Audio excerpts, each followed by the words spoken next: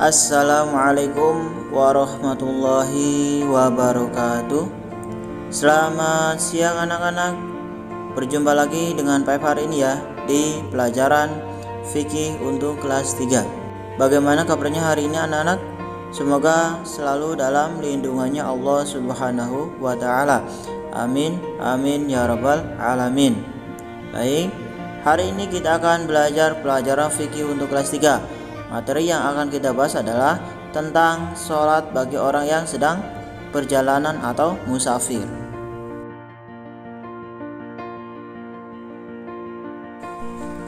Baik anak-anak, sekarang kita mulai ke pembahasan yang pertama, pengertian dari musafir. Ada yang tahu pengertiannya? Pengertian musafir. Kata safar berasal dari bahasa Arab yang artinya perjalanan menempuh suatu jarak tertentu, tapi yang diperbolehkan perjalanannya. Itu pengertian dari kata safar.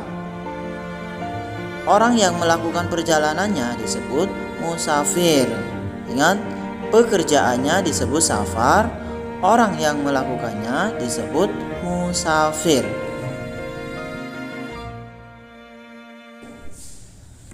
Kemudian, bagi orang yang sedang melakukan perjalanan, itu nanti akan mendapatkan rukhsah atau keringanan disebabkan keberatan melakukan sesuatu kewajibannya.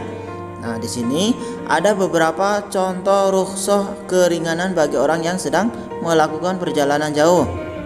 Yang pertama yaitu bagi orang yang sedang melakukan perjalanan jauh boleh tidak berpuasa di bulan Ramadan. Misalnya pas hari itu sedang melakukan perjalanan, nanti boleh tidak melakukan berpuasa di hari tersebut. Akan tetapi nanti dia wajib mengganti puasa Ramadannya yang ditinggalkan tersebut di hari yang lain. Yang kedua, keringanan bagi orang yang sedang melakukan perjalanan jauh yaitu mengqashar atau meringkas sholat.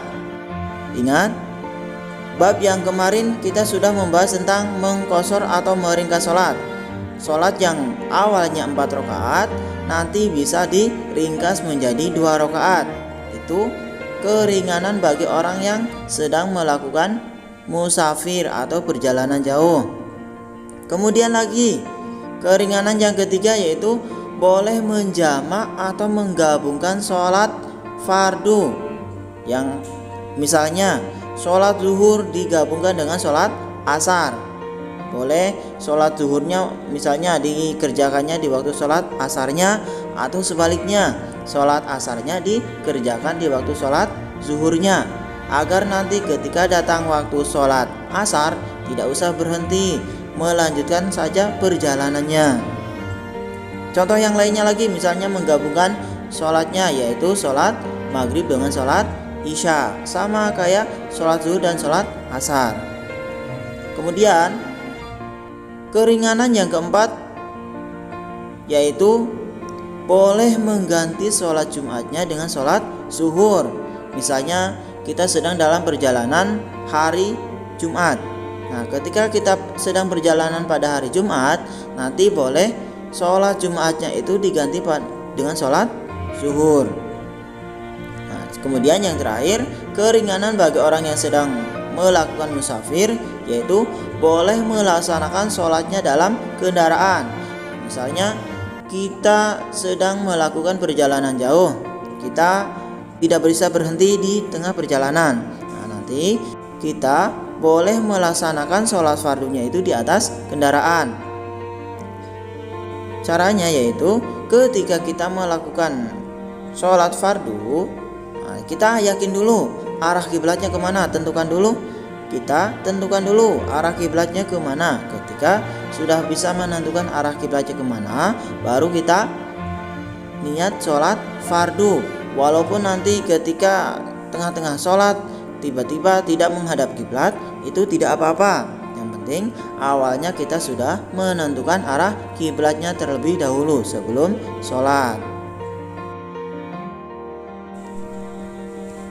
Kemudian yang terakhir, Hikmah adanya rukhsah adalah meringankan beban kewajiban seorang muslim bagi yang tidak mampu melaksanakannya. Karena ajaran Islam tidak mengajarkan sesuatu yang melebihi batas kemampuannya. Kayak tadi, ketika sedang dalam perjalanan, di tengah perjalanan ternyata sudah masuk waktu sholat zuhur misalnya.